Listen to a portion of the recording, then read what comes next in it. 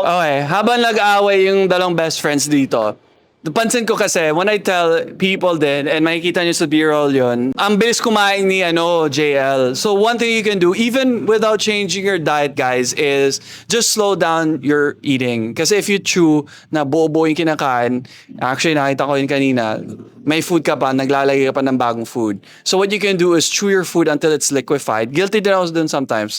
So the tip here is chew 25 times before mo i-swallow yung pagkain. Kasi digestion starts in the mouth.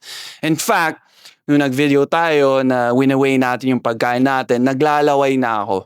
Alright? Naglalaway is a good thing because that's a natural digestive aid. So saliva mixing with the food and you chew it thoroughly, you help your digestive system chew that and kain. And if you take about 20 minutes to chew your food, mabubusog ka na. But if you take you like 5 minutes, ang dami mo makakain talaga. So just without changing your diet, just slow down what you're doing when you're eating, chew your food thoroughly. You will have a better way of digesting your food. Di ako naniniwala na 3 times a day ka lang kumakain. Although pumapayat ka na ngayon. Bro, 3 times lang talaga. I swear. Mukha lang hindi.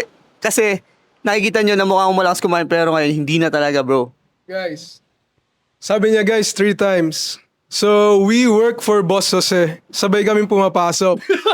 Sa umaga, before we get into the office, kakain yan. 1. 1. After lunchtime namin, guys. Thank you, boss. Libre lunch kay Boss Jose. 2, guys. Pag-uwi namin, guys, kakain kami ng Proben sa Menziland. 3. 3. Wait.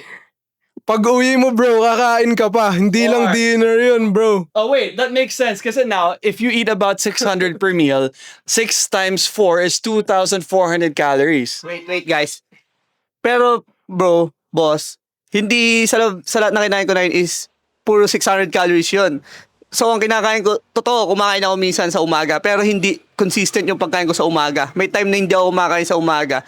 Then, kumakain lang ako sa umaga is like parang 8 hours na yung pagitan bago ako matulog. Tapos pagising ko umaga, kakain na ako lugaw, ganun lang.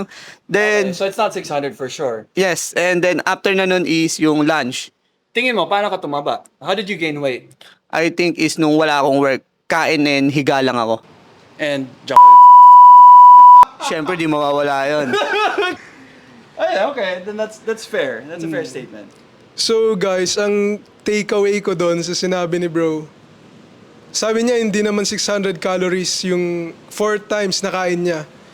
Yun yung one thing guys kung bakit gusto namin kayong bigyan ng advice on how to count your calories. Kasi mahirap yung patansya-tansya ka lang eh. Yes.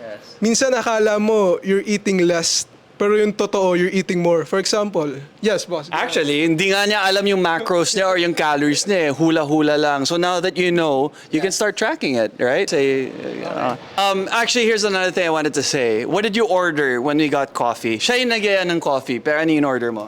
Oh guys, for the men, iced Americano, always. Ayun, real men, drink real coffee. Ito, pambatan.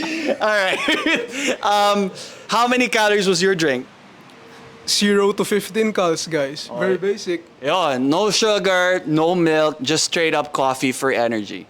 So guys, thankful ako sa kanila kasi pinaliwanag na sa akin yung about macros and calories. So ayun, nagkaroon ako ng idea sa mga pagkain and sana kayo rin. So ano pa inaantay nyo, manood na kayo ng webinar ng Holy Pit para sa mga macros and calories.